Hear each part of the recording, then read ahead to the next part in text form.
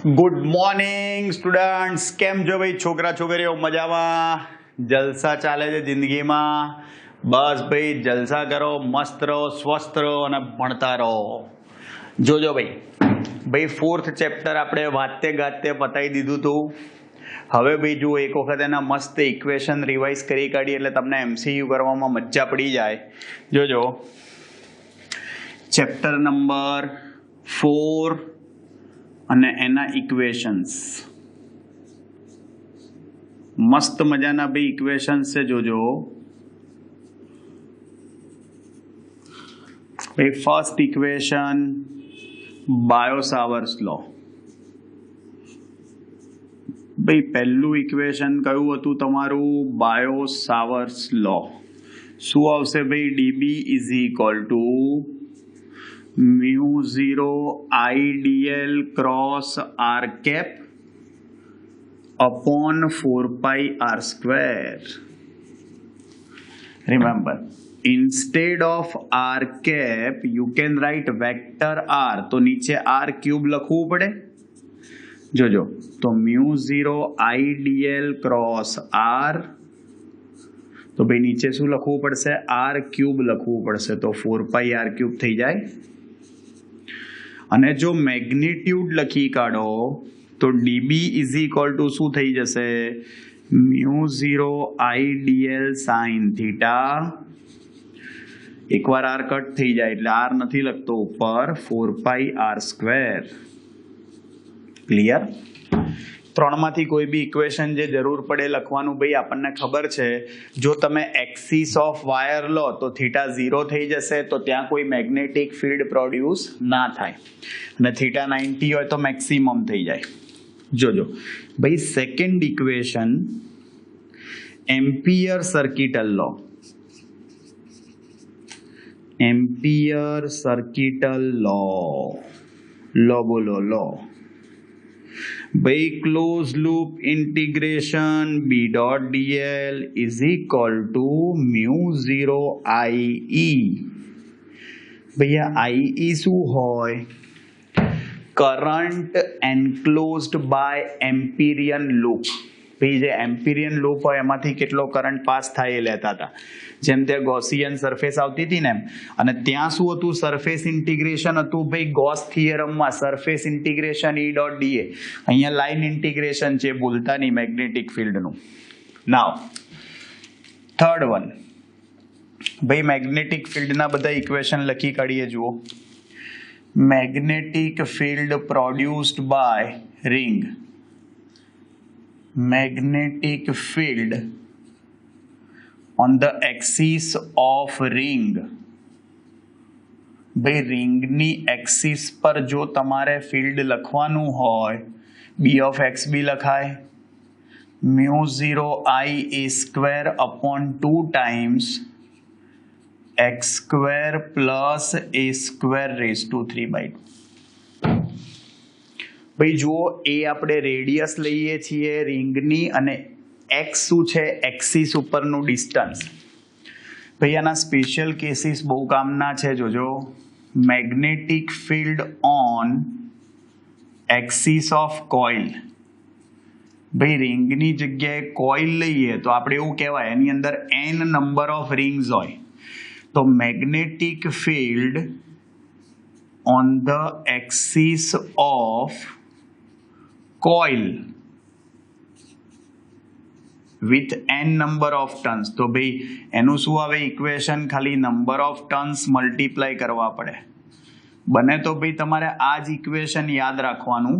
પછી n જો ના આપ્યું હોય તો 1 લઈ લેવાનું. જોજો ભાઈ, આ magnetic field on the axis of coil થયું. જોજો ફિફ્થ વન સાંભળજો. Magnetic field at the centre of coil. Magnetic field at the centre of coil. મેં કીધું એમ રિંગ હોય તો ભાઈ N1 લઈ લેવાનું, એક જ હોય તો. જો B centre μ0 ni upon 2a. થાય ભાઈ x0 લઈ લો સેન્ટર ઉપર એટલે આન્સર આવી જાય બીજું જો 6th વન એના પછી મેગ્નેટિક ફિલ્ડ ભાઈ magnetic field at very large distance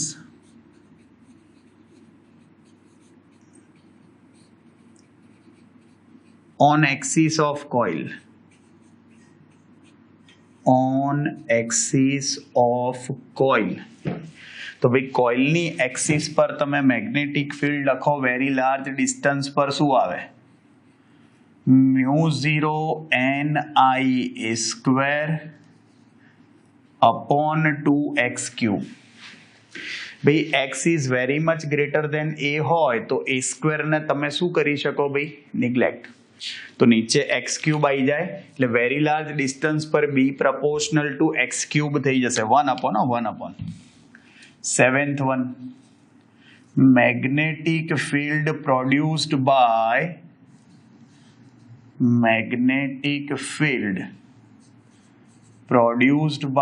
very long wire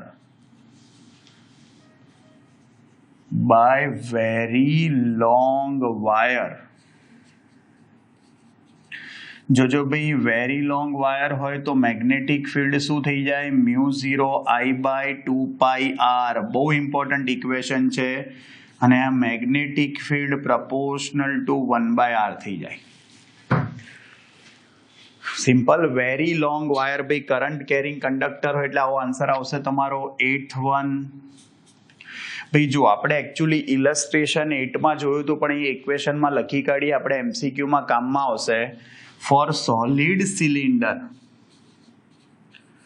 ભાઈ સોલિડ સિલિન્ડર હોય તમે સમજો એની અંદર બી કરંટ પાસ થતો હોય એટલે પહેલા આપણે ફિલ્ડ લખીએ R1 લેસ ધેન A માટે R1 લેસ ધેન A એટલે શું થાય ભાઈ ઇનસાઇડ અને ઇનસાઇડ મેગ્નેટિક ફિલ્ડ શું થાય જોજો μ0 I R1 upon 2π A square આનો મિનિંગ એવો થયો કે B પ્રપોર્શનલ ટુ R1 થયું ઇનસાઇડ વધે તો વધે ના ઘટે તો ઘટે યસ ઇનસાઇડ છે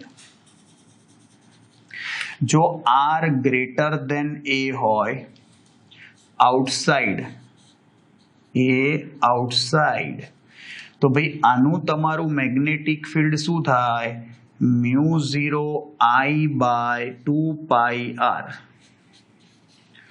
આઉટસાઇડ સેમ જ ઇક્વેશન થાય ભાઈ વેરી લોંગ વાયર જેવું જ પ્રપોર્શનલ ટુ 1/r જ થાય અને એટ સરફેસ ભાઈ સિલિન્ડરની એટ સરફેસ ઓફ સિલિન્ડર ભાઈ તમે એટ સરફેસ લખો તો R1 અને R બંને ડિસ્ટન્સ A થઈ જાય R1 અને R બંને A થઈ જાય તો મેગ્નેટિક ફિલ્ડની વેલ્યુ શું લખાય μ0 I/2πa ઇઝ ઇક્વલ ટુ શું થઈ જશે ભાઈ આ કોન્સ્ટન્ટ અને મેક્સિમમ થઈ જાય જુઓ તમે આનો ગ્રાફ ડ્રો કરો ને તો આવો આવશે B વર્સિસ R નો ગ્રાફ છે ફોર સોલિડ સિલિન્ડર જુઓ આ સેન્ટર છે ભાઈ આ R is equal two A છે મતલબ સરફેસ થઈ જુઓ તમે સેન્ટરથી સ્ટાર્ટ કરી અને ક્યાં જતા રહો અપ ટુ સરફેસ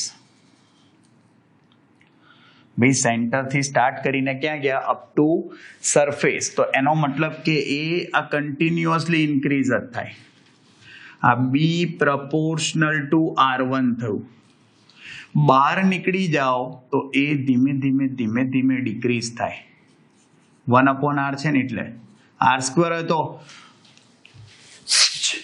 ફટ દઈને ડિક્રીઝ થઈ જાય જોજો અને આ સરફેસ પર મેક્સિમમ થઈ જાય ક્લિયર આ ખાસ ધ્યાન રાખજો max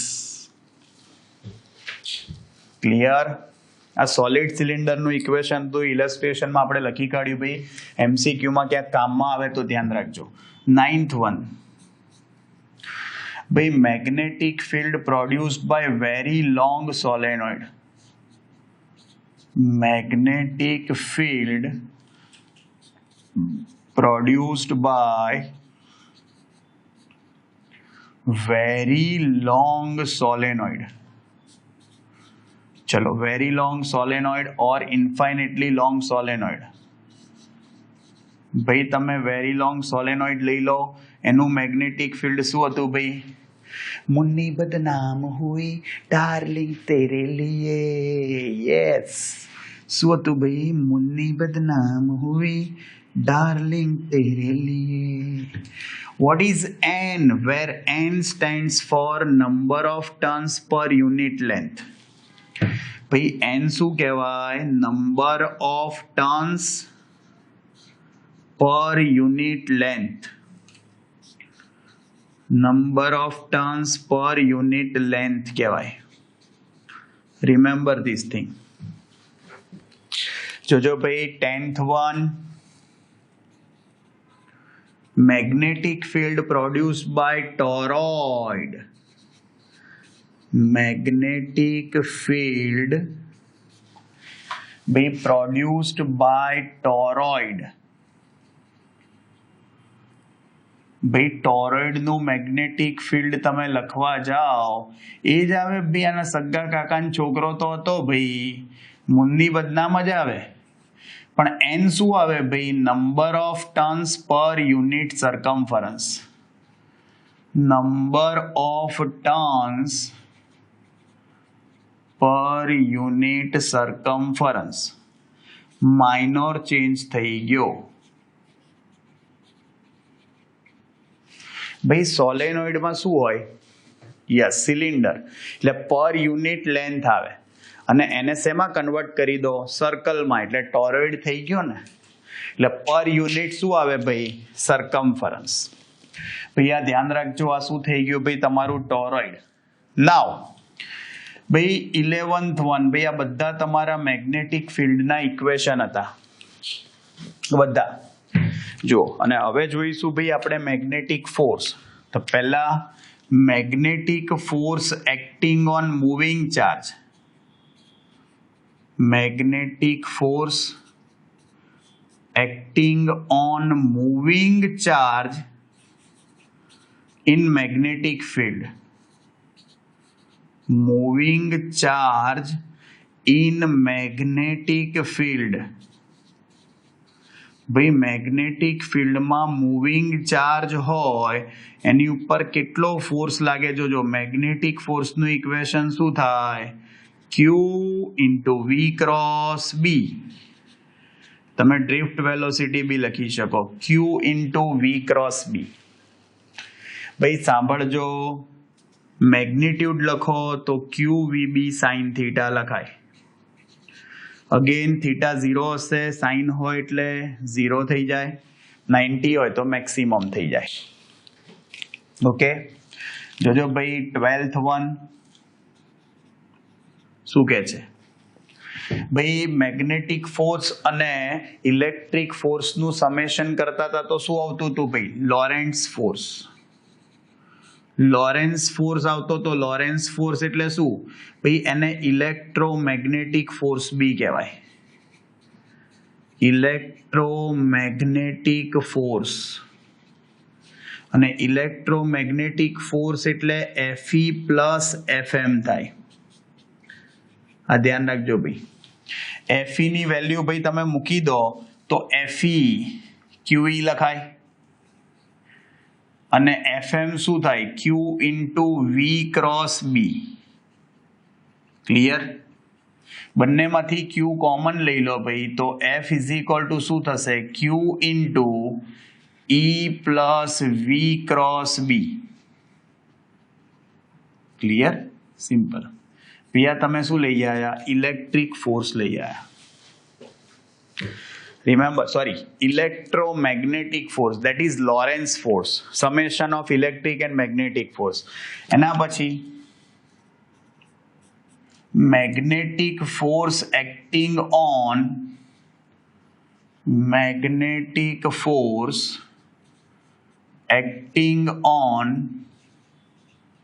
current carrying conductor. Current carrying conductor. શું આવે બી? બિલબડ બિલબડ, હા બિલબડ બિલબડ, યાદ આવ્યું ભાઈ? F is equal to IL cross B.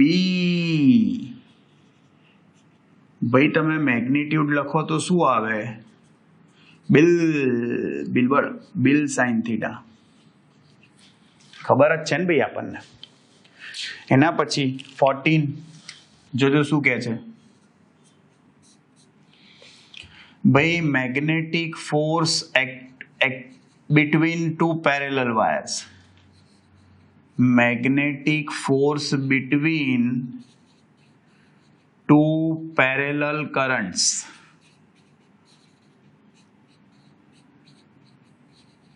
ભાઈ આપણે વેરી લોંગ વાયર બે લઈ લેતા હતા, એની વચ્ચે ફોર્સ લગાડતા હતા. ભાઈ એ ફોર્સ શું આવતો તો જુઓ, F is equal to μ0 IA IBL upon 2πd. યાદ આવ્યું? μ0 IA IBL. ભાઈ બે પેરેલલ હોય, એમ્પિયર્સ ઓબ્ઝર્વેશન હતું કે આ પેરેલલ કરંટ કેરિંગ કંડક્ટર્સ હોય, જો સેમ ડાયરેક્શનમાં કરંટ પાસ થાય તો એની વચ્ચે શું થાય? એટ્રેક્ટિવ ફોર્સ લાગે. અને ઓપોઝિટ ડાયરેક્શનમાં હોય તો રિપલ્સિવ ફોર્સ લાગે. અને ભાઈ ફોર્સ પર યુનિટ લેન્થ હોય ને, ફોર્સ પર યુનિટ લેન્થ, એને F/L કહેવાય. સ્મોલ f થી ડિનોટ થાય, એને F/L કહેવાય. અને એનું ઇક્વેશન આવશે μ0 IA IB upon 2πd. ભૈયા L નીચે નાખી દીધું. શું થઈ ગયું? આ ફોર્સ પર યુનિટ લેન્થ. ક્લિયર? ભૈયા ચારે ચાર તમારા મેગ્નેટિક ફોર્સ, 3 મેગ્નેટિક ફોર્સ ને 1 તમારું ઇલેક્ટ્રોમેગ્નેટિક ફોર્સ થયું. ક્લિયર? આ ખાસ ધ્યાન રાખજો ભાઈ. હવે જોજો, motion of charge in magnetic field જોઈએ. હવે જોજો નેક્સ્ટ ઇક્વેશન. मिले हो तुम हमको बड़े नसीबों से, चुराया है मैंने किस्मत की लकीरों से. मिले हो तुम हमको बड़े नसीबों से, चुराया है मैंने किस्मत की लकीरों से. બસ ભાઈ બે લીટી આવડે, વધારે નહીં. પછી નહીં તો લોચા પડી જાય ભાઈ. એવું કે લિરિક્સ બિલિક્સ આપણને આવડતા ના હોય, બહુ દેડ ઠોક ચાલતું હોય ગમે તેમ, તો પેલી 2 લાઈન યાદ રહી જાય. સમજ્યા? કોઈને કહેવાનું નહીં કે અમારે સર સોંગ બી ગાય છે. હા ભાઈ સમજી ગયા? જોજો 15th ઇક્વેશન જોજો ભાઈ. હવે જોજો, પેલું કહી દઉં પહેલા, વેલોસિટી સિલેક્ટર યાદ છે તમને? ભાઈ ઇલેક્ટ્રિક અને મેગ્નેટિક ફોર્સ જે છે એકબીજાને બેલેન્સ કરે, બંને એકબીજાને પરપેન્ડિક્યુલર હોય, ક્રોસ્ડ ફિલ્ડ હોય, VB અને પરપેન્ડિક્યુલર હોય બંનેને, તો એ V છે એ ડિફ્લેક્શન વગર મૂવ થાય. ક્યારે? ઇલેક્ટ્રિક ફોર્સ અને મેગ્નેટિક ફોર્સ ઇક્વલ અને ઓપોઝિટ હોય એટલે એકબીજાને નલિફાય કરી કાઢે.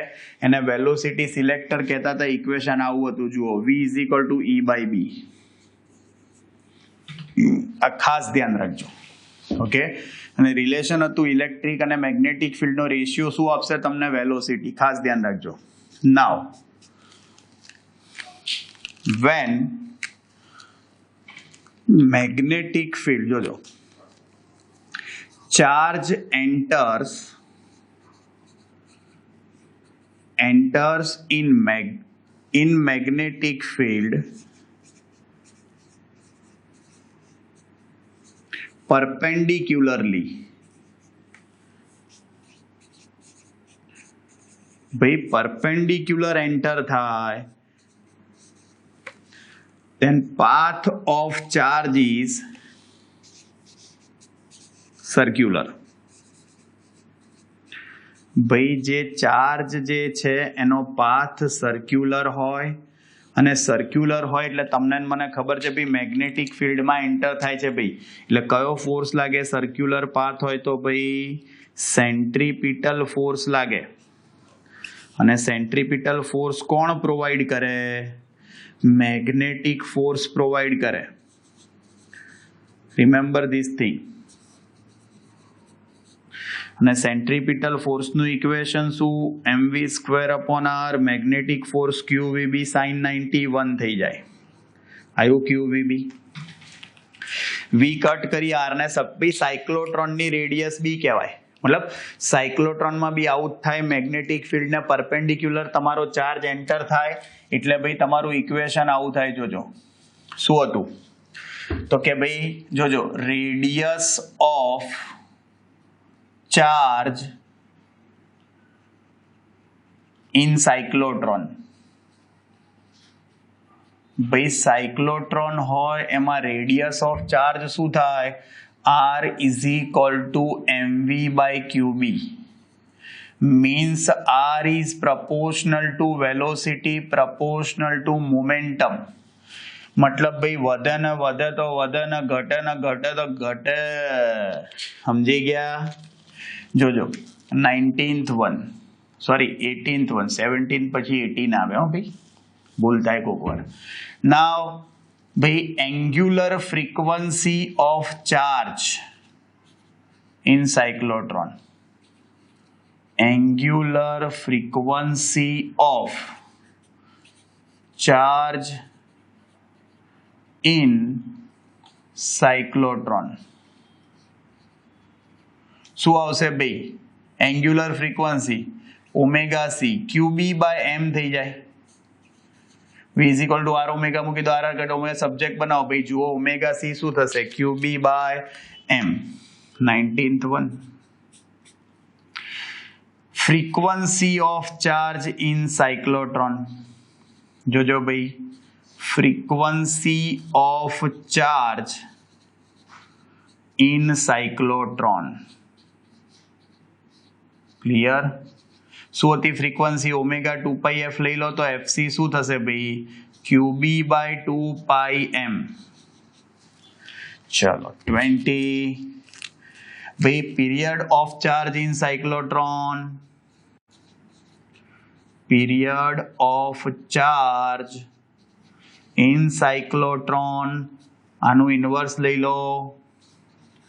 એફ ફ્રીક્વન્સીનું ઇન્વર્સ લો એટલે પિરિયોડિક ટાઈમ આવે. પિરિયોડિક ટાઈમ શું આવે? 2πm/qb. ઇમ્પોર્ટન્ટ ઇક્વેશન છે. રિમેમ્બર, જો આ ત્રણ ઇક્વેશનમાંથી ક્યાંય વેલોસિટી ને મોમેન્ટમ ના આવે. મતલબ વેલોસિટીથી આ ત્રણ ઇક્વેશન તમારા ઇન્ડિપેન્ડન્ટ છે. મતલબ વેલોસિટી વધે તો રેડિયસ વધે, ઘટે તો ઘટે. બટ ફ્રીક્વન્સી, એંગ્યુલર ફ્રીક્વન્સી અને પીરિયોડિક ટાઈમમાં કોઈ ચેન્જ ના આવે. એને વેલોસિટીથી લેવા દેવા જ નહીં ભાઈ. ઓકે? અને ભાઈ જો થીટા એંગલ પર એન્ટર થતો હોય, સાંભળજો, charge enters in magnetic field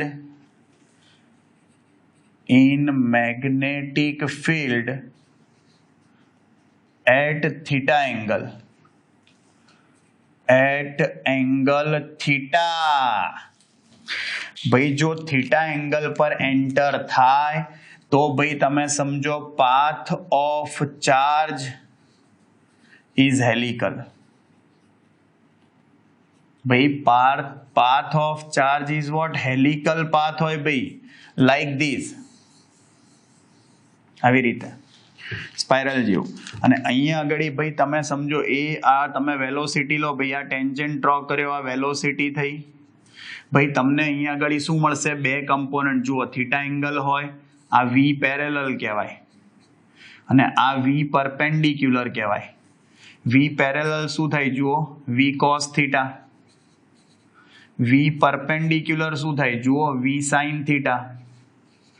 મતલબ સર્ક્યુલર મોશન માટે કોણ રિસ્પોન્સિબલ? V sine theta.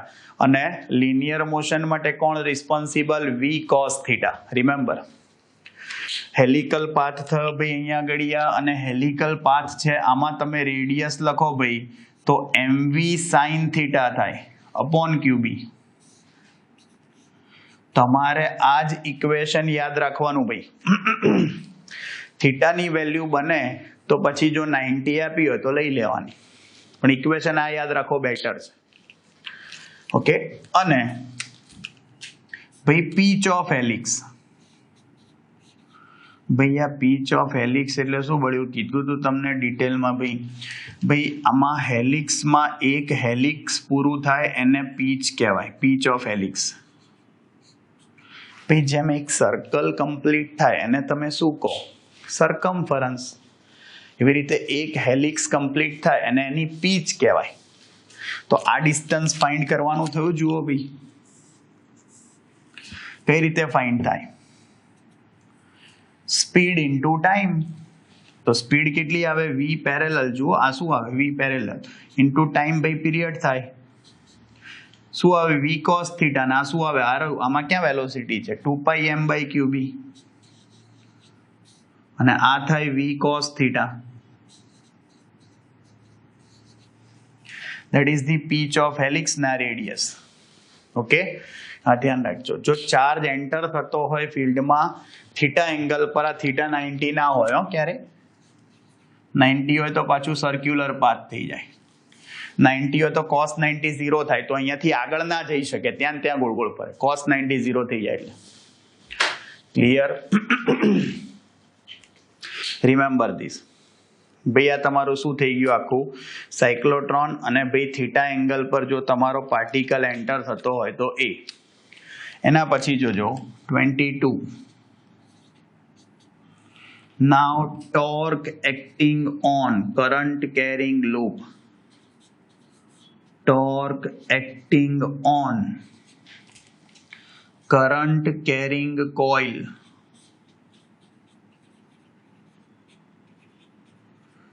ભાઈ શું આવે જોજો. ટોર્ક એ એ એ બીના સાઇન થીટા. ભાઈ જો આને વેક્ટર ફોર્મમાં લખવું હોય a ક્રોસ b લખાય, ni a ક્રોસ b.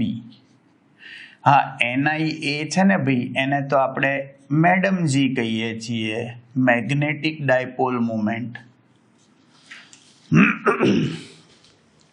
અને આના ઉપરથી જો મેગ્નિટ્યુડ લખવો હોય તો ટો શું લખાય?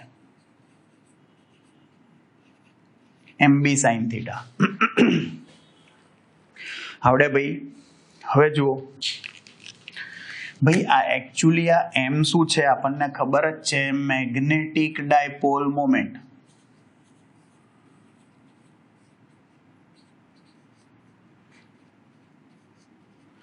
અને એનું ઇક્વેશન શું થાય ભાઈ? યાદ છે ને? શું હતું? હે આઈએ પધારીએ મેડમ જી રે, આઈએ પધારીએ મેડમ જી રે. યાદ આવ્યું? તેનો મતલબ શું થયો ભાઈ? દયા. આઈએ પધારીએ ન્યુ ક્વોન્ટિટી મેડમજી n ટાઈમ્સ અતિથિ દેવો ભવ. n ના હોય તો ખાલી આઈએ. જોજો ભાઈ. એના પછી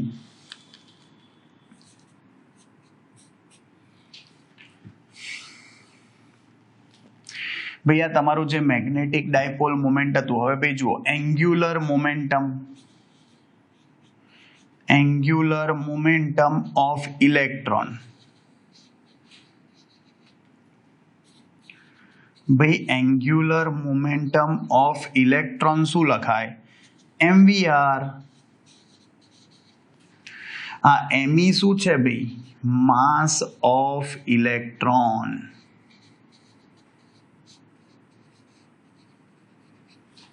ધ્યાન રાખજો, ભૂલ ના થાય. અહીંયા મેગ્નેટિક ડાયપોલ મોમેન્ટ બી છે ને એટલે. અને ભાઈ એંગ્યુલર મોમેન્ટમ છે, સાંભળજો. અને બીજું તમારું શું આવશે? Spin. Magnetic moment of electron.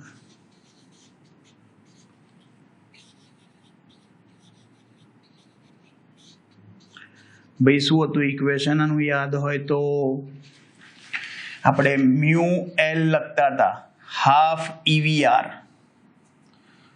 Half E V R અને V is equal to R omega લઈ લો તો મ્યુએલ થશે half E V is equal to R omega લઈ લો તો શું થઈ જાય ભાઈ આર સ્ક્વેર ઓમેગા થઈ જાય. એંગ્યુલર ફ્રીક્વન્સીના ફોર્મેટમાં બી લાવી દીધું ભાઈ.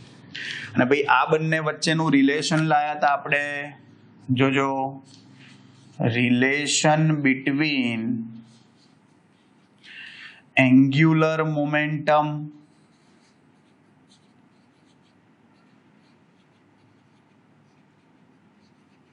And spin magnetic moment. Spin magnetic moment શું આવે ભાઈ મ્યુએલ બંનેનો રેશિયો લેતા એટલે આવું આવતું હતું E/2me * L. જો આને વેક્ટર ફોર્મમાં લખતા હતા ભાઈ તો આગળ માઇનસ લખતા હતા વેક્ટર L આવડે ભાઈ. જુઓ એના પછી ભાઈ 27 આ ભાઈ E/2me ને શું કહેતા હતા આપણે ગાયરોમેગ્નેટિક રેશિયો.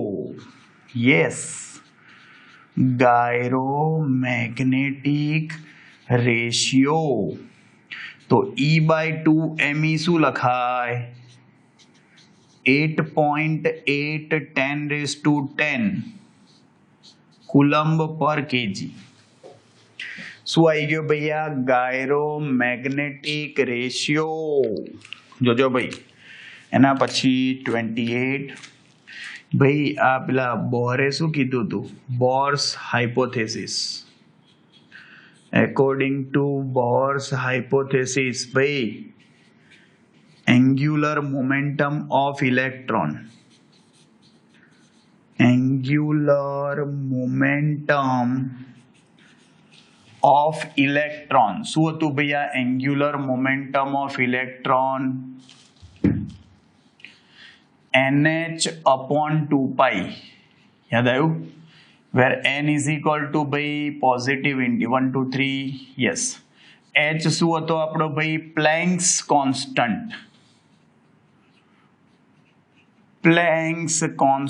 હતો ભાઈ એની વેલ્યુ હતી 6.625 10⁻34 જૂલ ઇન્ટુ સેકન્ડ. અને આના ઉપરથી ભાઈ તમે સમજો આપણે ઇક્વેશન લખીએ અને ભાઈ બોર મેગ્નેટોન ભાઈ બોર્સ મેગ્નેટોન શું હતું જોજો minimum value of mu L Bohr's magneton ભાઈ આવું હતું જોજો mu L is equal to E/2me * L હતું પણ L ની જગ્યાએ nh/2π થાય હવે એકોર્ડિંગ ટુ બોર. તો ભાઈ આ n ની વેલ્યુ તમે 1 લઈ લો તો આ મ્યુએલ ની વેલ્યુ મિનિમમ થઈ જાય મ્યુએલ બીકમ મિનિમમ. તો એ મ્યુએલ મિનિમમ જે છે એને આપણે બોર્સ મેગ્નેટોન કહીએ છીએ. એનું ઇક્વેશન આવું થાય n1 લઈ લો તો EH/4πme ઓકે અને એની વેલ્યુ થાય 9.27 10⁻24 યુનિટ ભૂલતા નહીં. બોર્સ મેગ્નેટોન થઈ તો ભાઈ સ્પિન મેગ્નેટિક મોમેન્ટ જ ને એટલે અહીંયા આગળ ભાઈ તમારી વેલ્યુ જે છે એ તો 9.27 10⁻24 જ થાય. ક્લિયર સિમ્પલ છે. જુઓ ભાઈ મસ્ત ઇક્વેશન છે બધા જોજો. એના પછી હવે ભાઈ તમે સર્ક્યુલર કોઇલને એઝ અ મેગ્નેટિક ડાયપોલ લેતા હતા તો એની એક્સિસ પર મેગ્નેટિક ફિલ્ડ કેટલું આવતું હતું જોજો 29 થયા ને. બસ હવે થોડા વધારે ભાઈ ચેપ્ટર થોડું મોટું છે એટલે નંબર ઓફ ઇક્વેશન થોડા વધારે છે. હા પણ વ્યવસ્થિત ભાઈ લખીને પ્રિપેર કરવાના. મિનિમમ 3 ટાઈમ્સ લખવાના. યાદ ના રહે તો 5 ટાઈમ્સ 10 ટાઈમ્સ બી લખી શકો છો.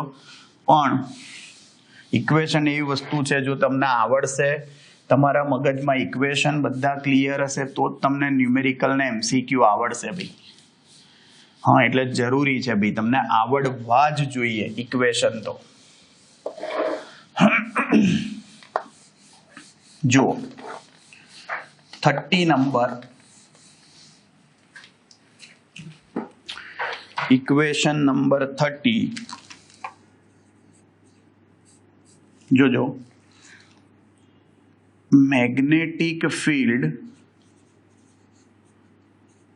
on axis of circular coil, on axis of circular coil when acted as a magnetic dipole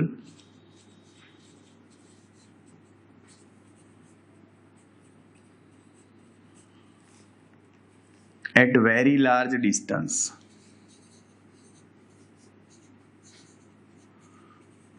ભાઈ શું હતું ઇક્વેશન આપણું?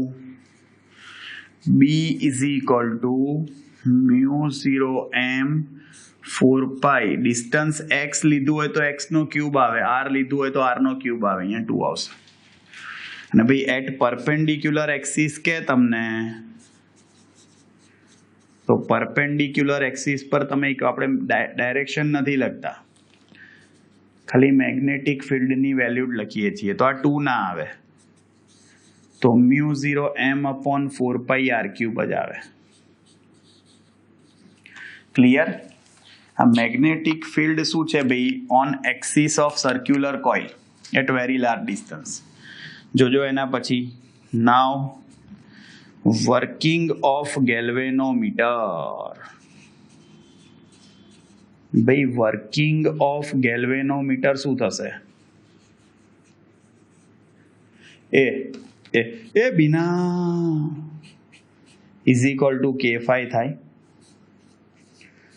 ભાઈ યાદ હોય તો આમાં શું હતું? રેડિયલ મેગ્નેટિક ફિલ્ડ એટલે A અને B એકબીજાને પરપેન્ડિક્યુલર જ રહે. તો ભાઈ તમે I ને સબ્જેક્ટ બનાવો તો શું આવતું હતું? ચલાઓ ના નૈનો સે બાણ રે, જાન લે લો ના જાન રે. આ તો કોન્સ્ટન્ટ થઈ જાય ને બાણ, અને કે ટોર્શનલ કોન્સ્ટન્ટ હોય. ભાઈ આ વર્કિંગ થઈ ગયું, ખબર જ છે. More current more deflection, less current less deflection, no current zero deflection. Now કે ભૂલતા નહીં, કે ટોર્શનલ કોન્સ્ટન્ટ છે, ટોર્શનલ કોન્સ્ટન્ટ રિમેમ્બર. અને ભાઈ આની ઉપરથી બે ક્વોન્ટિટી આવતી હતી. એક હતી આપણી current sensitivity, current sensitivity SI current. Simple equation આવું થાય, phi/I. ડિફ્લેક્શન પર યુનિટ કરંટ જુઓ, phi/I આમ નાખી દો, પેલું સામે જતું એટલે ઇક્વેશન શું થઈ ગયું? બેંક. કરંટ સેન્સિટિવિટીનું ઇક્વેશન શું આવે ભાઈ? બેંક. થઈ ગઈ ને બેંક. અને 33 voltage sensitivity, voltage sensitivity SV. ભાઈ વોલ્ટેજ પર યુનિટ, યસ ડિફ્લેક્શન પર યુનિટ વોલ્ટેજ. ભાઈ V ઇઝ ઇક્વલ ટુ શું થાય? IR. phi/I ને તો શું કહેવાય? S. જો આવી ગયું ને, હું મતલબ સર થઈ ગયું. અને ભાઈ આનું ઇક્વેશન લખો તો બેંક તો હતી જ, બેંકમાં કામ કોણ કરશે ભાઈ? બેંકર. બેંકર લાયા બાપુ લાયા, બેંકર. ક્લિયર? ભૈયા કરંટ અને આ વોલ્ટેજ સેન્સિટિવિટી. એના પછી જુઓ ભાઈ આપણે આનો યુઝ કરીને શું બનાવ્યું હતું? એ મીટર અને વોલ્ટ મીટર. એ મીટરમાં શું કરતા હતા? સાંભળજો. એ મીટરમાં ભાઈ ઇક્વેશન ઓફ શન્ટ. શન્ટ એટલે તમે ગેલ્વેનોમીટરને પેરેલલમાં શું કનેક્ટ કરતા હતા? વેરી સ્મોલ રેઝિસ્ટન્સ, એને શન્ટ કહેવાય. એનું ઇક્વેશન શું આવે? ટ્રિપલ G ભાઈ, G માને જીનિયસ. અને I શું કહેવાય? Current capacity of ammeter. IG current capacity of galvanometer કહેવાય, G ગેલ્વેનોમીટરનો રેઝિસ્ટન્સ કહેવાય. અહીં શું કહેવાય? Current capacity of ammeter. જોજો, now resistance of ammeter. ભાઈ રેઝિસ્ટન્સ ઓફ એ મીટર, ભાઈ એ મીટર જે છે મેં કીધું એમ કે ભાઈ પેરેલલમાં કનેક્ટ કરો શન્ટ ગેલ્વેનોમીટર જોડે, એટલે શું આવે? SG/S+G. બહુ જ નાનો હોય, વેરી સ્મોલ પ્રેક્ટિકલી, અને આઈડિયલી પૂછે તો 0 આવે. એના પછી when current capacity of a meter, when current capacity of a meter become n times, then equation of shunt is G/n-1. Possibly નાનો હોવો જોઈએ એટલે અપોન આવે. અને જોજો, when current capacity become n times, when current capacity of a meter become n times,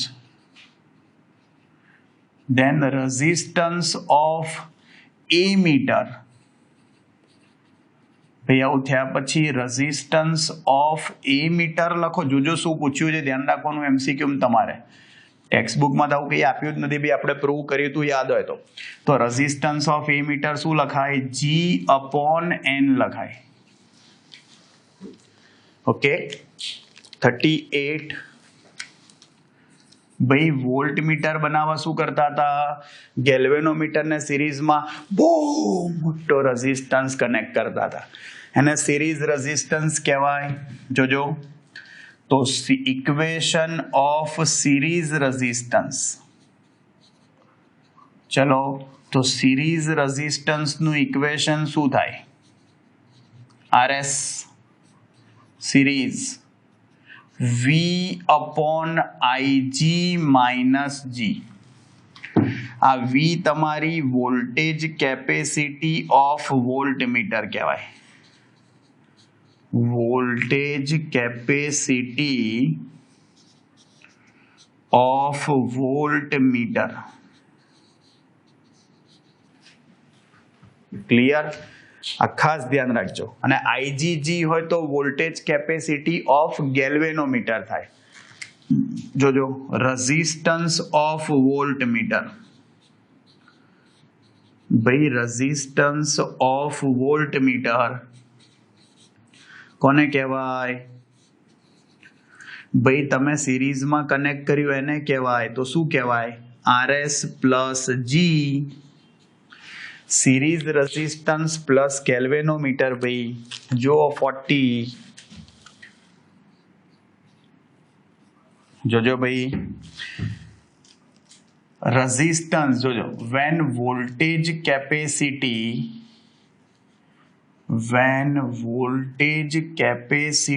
of voltmeter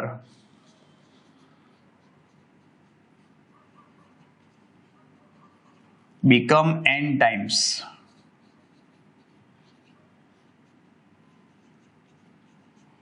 જોજો, then series resistance.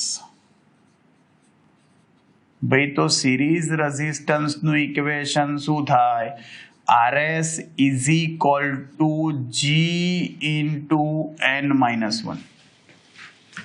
ભાઈ એમાં પોસિબલી મોટો હોય એટલે ઇન્ટુ આવે, આમાં અપોન આવે છે ને, જો આ રહ્યું.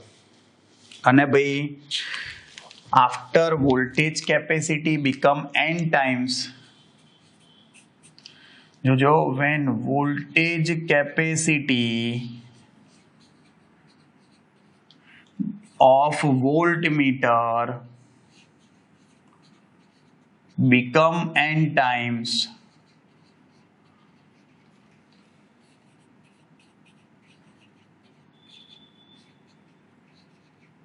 then resistance of voltmeter ભાઈ રેઝિસ્ટન્સ ઓફ વોલ્ટમીટર તમે લખવા જાઓ તો n ટાઈમ્સ g લખાય, n ટાઈમ્સ.